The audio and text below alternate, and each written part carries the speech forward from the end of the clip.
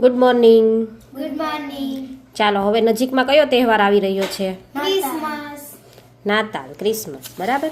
તો આજે આપણે ક્રિસમસ વિશે ક્વિઝ કરશું. ચાલો હું તમને પ્રશ્ન પૂછું, તમે ફટાફટ જવાબ આપજો.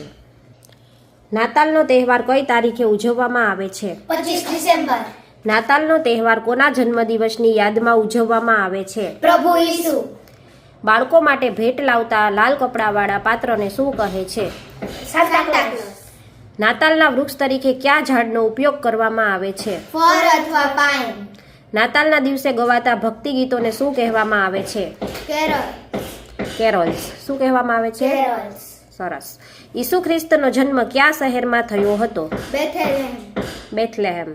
નાતાલમાં ઘરની બહાર લટકાવવામાં આવતો મોટો તારો શું દર્શાવે છે? માર્ગદર્શક તારો. Very good. સાન્તા ક્લોઝ કયા વાહન પર બેસીને આવે છે? સ્લેજ.